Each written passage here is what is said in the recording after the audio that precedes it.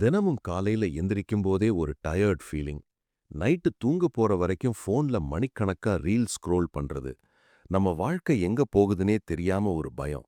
எப்பவும் ஒரு ஸ்ட்ரெஸ். இதுதானே இப்போ உங்க நிலைமை. இது ஒரு சாதாரண வீடியோ இல்ல. நீங்க இத முழுக்க கேட்டாதான் புரியும். இது ஒரு கற்பனையான கான்செப்ட். ஒருவேளை திருவள்ளுவர் இப்போ உங்களோட இந்த மாடர்ன் காலத்துல உயிரோட இருந்தா, நீங்க ஃபேஸ் பண்ற இந்த மொபைல் அடிக்ஷன், ஓவர் திங்கிங் மாதிரியான மாடர்ன் பிரச்சனைகளை எப்படி சால்வ் பண்ணுவாரு? அவரோட ஸ்ட்ராட்டஜிஸ் பேஸ் பண்ணி தான் இந்த வீடியோவை நாங்க டிசைன் பண்ணியிருக்கோம். இது யூடியூப்ல ஒரு புது ட்ரை. அதனால இது ஒரு கற்பனை அப்படிங்கிறத மறந்துட்டு, அவர் நேரா உங்க முன்னாடி உட்கார்ந்து பேசினா எப்படி இருக்கும்னு ஃபீல் பண்ணுங்க. இந்த வீடியோல விஷுவல்ஸ் பெருசா ஒன்றும் இல்ல. ஆடியோ தான் முக்கியம். அதனால உங்க ஃபோனை ஓரமா வச்சுட்டு, ஹெட்ஃபோன்ஸ் போட்டு கண்ணை மூடிக்கிட்டு, முழு ஃபோக்கஸோட அவர் சொல்றத மட்டும் கவனமா கேளுங்க. நான் திருவள்ளுவர் பேசுறேன். ஈராயிரம் வருஷத்துக்கு முன்னாடி ஓலைச்சுவடியில நான் எழுதின குறள், இன்னைக்கு உங்க கையில இருக்கிற ஸ்மார்ட் போன் உலகத்துல செட் ஆகுமான்னு நீங்க யோசிக்கலாம். ஆனா மனுஷனோட டெக்னாலஜி தான் மாறி இருக்கே தவிர, அவனோட மனசும் அவனோட பிரச்சனைகளும் அப்படியே தான் இருக்கு. நீங்க தினமும் போராடிட்டு இருக்கிற 9 விஷயங்கள் தான் உங்க வெற்றிய ஒரு பெரிய செவுரு மாதிரி தடுத்துட்டு இருக்கு. நீங்க ஏன் இன்னும் ஜெயிக்கல அப்படிங்கிற ரகசியம் இதுல தான் இருக்கு. அந்த செவரை எப்படி உடைச்சு வெளியே வர்றதுன்னு இப்போ நான் சொல்றேன். கவனமா கேளு. முதல் பிரச்சனை மன அழுத்தம், அதாவது ஸ்ட்ரெஸ். இன்னைக்கு நீங்க இன்ஸ்டாகிராம்ல மத்தவங்க லைஃப் ஸ்டைல பார்த்துட்டு நாம இப்படி இல்லையேன்னு ரொம்ப டென்ஷன் ஆகுறீங்க. இஎம்ஐ கட்டணும், டெட்லைன் முடிக்கணும், பேரண்ட்ஸ் எக்ஸ்பெக்டேஷனை காப்பாத்தணும், மத்தவங்கள விட முன்னாடி போகணும் அப்படின்னு உங்க மனசுக்குள்ள எப்பவுமே ஒரு பெரிய புயல் அடிச்சிட்டு இருக்கு. இந்த ஸ்ட்ரெஸ் தான் உங்களோட நிம்மதிய மொத்தமா கெடுக்குது. இதுக்கு நான் அன்னைக்கே என்ன சொல்லியிருக்கேன்னா, இடும்பைக்கு இடும்பை படுப்பர், இடும்பைக்கு இடும்பை படாததவர். இதோட அர்த்தம் ரொம்ப சிம்பிள். துன்பம் வரும்போது அதை பார்த்து பயந்து கலங்காம, அந்த துன்பத்துக்கே துன்பம் கொடுக்கணும். உங்க லைஃப்ல ஸ்ட்ரெஸ் வரும்போது, ஐயோ இப்படி ஆயிடுச்சேன்னு அதை பார்த்து ஓடாதீங்க. அதை எதிர்த்து நில்லுங்க. உங்கள சுத்தி என்ன நடந்தாலும் சரி, எவ்வளவு பிரஷர் இருந்தாலும் சரி, உங்க மனச கிளியரா வச்சுக்கோங்க. பிரச்சனைய பார்த்து நீங்க சிரிங்க. அந்த ஸ்ட்ரெஸ் தானா ஓடிடும். உங்களோட அமைதி தான் உங்களோட மிகப்பெரிய ஆயுதம். 2வது பிரச்சனை, திசை தெரியாம. லைஃப்ல அடுத்து என்ன பண்றதுன்னு ஒரு கிளாரிட்டி இல்லாம குழம்பி போய் நிக்கிறீங்க. ஒரு நாள் பிசினஸ் பண்ணலான்னு தோணும், அடுத்த நாள் யூடியூப் சேனல் ஆரம்பிக்கலான்னு தோணும், இன்னொரு நாள் எக்ஸாமுக்கு படிக்கலான்னு தோணும். எதை நோக்கி ஓடுறோன்னு உங்களுக்கே தெரியல. இன்னைக்கு இருக்கிற இன்டர்நெட் உலகத்துல ஆப்ஷன்ஸ் அதிகம். அதனால குழப்பமும் அதிகம். இது உங்க நேரத்தை மட்டும் இல்ல, உங்க எனர்ஜியையும் மொத்தமா உறிஞ்சிடுது. இதுக்கு ஒரு குறள் இருக்கு. எண்ணித் துணிக கருமம், துணிந்த பின் எண்ணுவம் என்பது இழுக்கு. எந்த ஒரு விஷயத்தை ஆரம்பிக்கிறதுக்கு முன்னாடியும் 100 தடவை யோசிங்க. நல்லா நேரம் எடுத்து முடிவு பண்ணுங்க. ஆனா ஒரு தடவை களத்துல இறங்கினதுக்கு அப்புறம் பின்வாங்க கூடாது. உங்களோட கோல் என்னன்னு கிளியரா டிசைட் பண்ணுங்க. ஒரு சாலிட் பிளான் போடுங்க. அதுக்கப்புறம் யார் என்ன சொன்னாலும் திரும்பி பார்க்காம அந்த ட்ராக்ல போய்கிட்டே இருங்க. 3வது, உங்கள அப்படியே கட்டி போட்டிருக்கிற சோம்பேறித்தனம். எல்லாம் தெரியும், ஆனா செய்ய தோணாது. நெட்ஃப்ளிக்ஸ்ல சீரீஸ் பார்க்கறது, காலையில அலாரம் அடிச்சதும் 5 நிமிஷம் தூங்கலான்னு ஸ்னூஸ் பண்றது, இந்த நாளைக்கு பண்ணிக்கலான்னு தள்ளி போடுற பழக்கம்தான் உங்களோட மிகப்பெரிய எதிரி. உங்க கம்ஃபர்ட் ஜோன் பார்க்கறதுக்கு ரொம்ப அழகா இருக்கும், ஆனா அஞ்சு எந்த வளர்ச்சியும் இருக்காது. இத பத்தி நான் சொல்லும்போது, நெடுநீர் மறவி மடிதுயில் நான்கும் கெடுநீரார் காமக்கலன் அப்படின்னு சொன்னேன். அதாவது காலம் தாழ்த்துதல், மறதி, சோம்பல், அதிக தூக்கம். இது 4ம் தான் ஒரு மனுஷனை அழிக்கும். எப்ப மோட்டிவேஷன் வருதோ அப்ப வேலை செய்யலான்னு வெயிட் பண்ணாதீங்க. மோட்டிவேஷன் அப்படிங்கிறது ஒரு மாயை, ஒரு எமோஷன். டிசிப்ளின் தான் உண்மை. இன்னைக்கு செய்ய வேண்டியதை இப்பவே இந்த செகண்டே செய்யுங்க. சோம்பேறித்தனத்தை விட்டாதான் சக்சஸ் உங்களை தேடி வரும். 4வது பிரச்சனை, ஓவர் திங்கிங். இதுதான் உங்க பாதி வாழ்க்கையை தடுக்குது. நடக்காத ஒன்ன நினைச்சு அளவுக்கு அதிகமா யோசிச்சு பயப்படுறது. ஒரு சின்ன மெசேஜ் வந்தா கூட அதுக்கு என்ன அர்த்தம்னு தேவையில்லாம மூளைய குழப்பிக்கிறது. நைட்டு தூங்க போறப்போ 5 வருஷத்துக்கு முன்னாடி செஞ்ச தப்ப நினைச்சு ஃபீல் பண்றது. நீங்க எடுக்க வேண்டிய ஆக்ஷனை தடுக்கிறதே இந்த ஓவர் திங்கிங் தான். ஒரு விஷயத்தை பத்தி உட்கார்ந்து யோசிச்சுக்கிட்டே இருந்தா அந்த வேலை முடிஞ்சிடுமா? தெய்வத்தான் ஆகாதனினும் முயற்சிதன் மெய்வருத்த கூலி தரும்.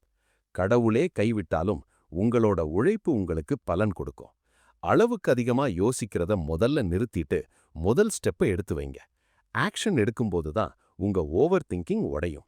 தப்போ ரைட்டோ செஞ்சு பார்த்து கத்துக்கோங்க. பெர்ஃபெக்ட்டா பண்ணணும்னு சும்மா உட்கார்ந்து யோசிச்சுக்கிட்டே உங்க வயச வீணாக்காதீங்க. 5வது பயம். 4 பேர் என்ன நினைப்பாங்களோன்னு அப்படிங்கிற பயம். தோத்துடுவோமோ, மத்தவங்க கிண்டல் பண்ணுவாங்களோன்னா அப்படிங்கிற பயம்.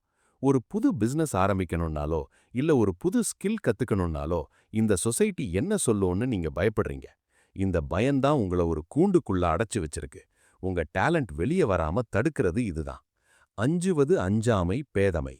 அஞ்சுவது அஞ்சல் அறிவார் தொழில். எதுக்கு பயப்படணுமோ அதுக்கு மட்டும்தான் பயப்படணும்.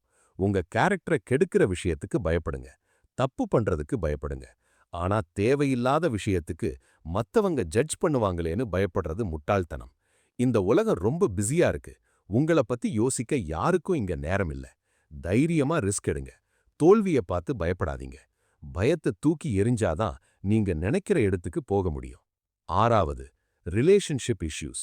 நேரா முகத்தை பார்த்து பேசாம வாட்ஸ்ஆப்லயே சேட் பண்ணி ப்ளூ டிக் பார்த்து சின்ன சின்ன ஈகோனால வர்ற சண்டை உங்க நிம்மதியையே காலி பண்ணிடுது. ஒருத்தர் மேல கோபம் வந்தா உடனே வார்த்தையால ரொம்ப மோசமா காயப்படுத்திடுறீங்க. பக்கத்துல இருக்கிற மனுஷங்களை விட்டுட்டு இன்டர்நெட்ல இருக்கிற ஆட்களுக்கு அதிக முக்கியத்துவம் கொடுக்கறீங்க. தீயினார் சுட்ட புண் உள்ளாரும் ஆறாதே, நாவினார் சுட்ட வடு. நெருப்பு சுட்டா கூட கொஞ்ச நாள்ல ஆறிடும். ஆனா கோபத்துல நீங்க டைப் பண்ணி அனுப்புற ஒரு மெசேஜ் இல்ல பேசுற ஒரு வார்த்தை மத்தவங்கள ரொம்ப காயப்படுத்தும். அந்த தழும்பு என்னைக்கும் மாறாது. கோபத்துல உடனே ரியாக்ட் பண்றத முதல்ல நிறுத்துங்க. உங்க ரிலேஷன்ஷிப்ஸை ஹேண்டில் பண்ணும்போது கொஞ்சம் பொறுமையா இருங்க. ஈகோவை விட்டுட்டு பேசுங்க. உங்களை சுத்தி இருக்கிறவங்க கூட ஒரு ஸ்ட்ராங் பாண்ட் கிரியேட் பண்ணுங்க. அது உங்க கரியருக்கும் உங்க மென்டல் ஹெல்த்துக்கும் ரொம்ப சப்போர்ட் பண்ணும். 7வது செல்ஃப் டவுட். உங்களை நீங்களே நம்புறதில்ல. எனக்கு இந்த டேலண்ட் இல்லையே, எனக்கு இங்கிலீஷ் பேச வராதே, என்னால இதெல்லாம் முடியுமான்னு உங்களை நீங்களே ரொம்ப குறைச்சு எடை போடுறீங்க. மத்தவங்களோட சக்சஸ பார்த்து உங்களை நீங்களே டீமோட்டிவேட் பண்ணிக்கிறீங்க. வெள்ளத்தனைய மலர் நீட்டம் மாந்தர்தம் உள்ளத்தனையது உயர்வு. ஒரு குளத்துல தண்ணி எவ்வளவு உயரத்துல இருக்கோ அந்த அளவுக்கு தான் தாமரத்தண்டு நீண்டு வளரும். அதே மாதிரி உங்க எண்ணம் எவ்வளவு உயருதோ உங்கள பத்தி நீங்க எவ்வளவு பெருசா நினைக்கிறீங்களோ அந்த அளவுக்கு தான் நீங்க லைஃப்ல வளர்வீங்க. முதல்ல உங்கள முழுசா நம்புங்க. உங்களுக்குள்ள ஒரு பெரிய சக்தி இருக்கு.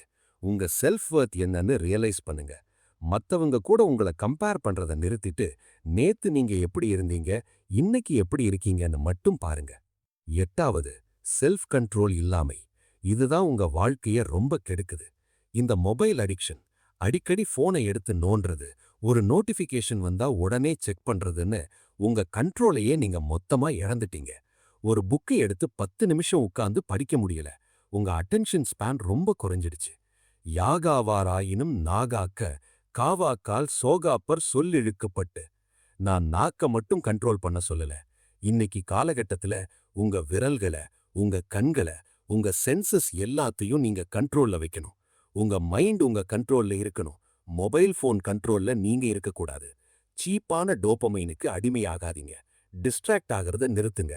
செல்ஃப் டிசிப்ளின் தான் உங்க சக்சஸுக்கான முதல் படி. அதை ஃபாலோ பண்ணலனா நீங்க லைஃப்ல ஒரு இன்ச்சு கூட நகர முடியாது. கடைசியாக 9வது விஷயம், நேரத்தை வீணாக்குவது. சும்மா 5 நிமிஷம் தான ஷார்ட்ஸ் பார்க்கலான்னு ஆரம்பிச்சு 2 மணி நேரம் 3 மணி நேரம்னு உங்க பொன்னான நேரத்தை சோஷியல் மீடியாலையும் கேம்ஸ்லையும் அழிச்சிட்டு இருக்கீங்க. எப்ப பார்த்தாலும் பிஸியா இருக்கிற மாதிரி ஒரு மாயையை நீங்களே கிரியேட் பண்ணிக்கிறீங்க. ஆனா உண்மையில நீங்க ப்ரொடக்டிவா எதுவும் பண்றதில்ல.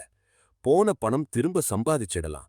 ஆனா போன ஒரு செகண்ட் நேரம் கூட என்னைக்கும் திரும்பி வராது.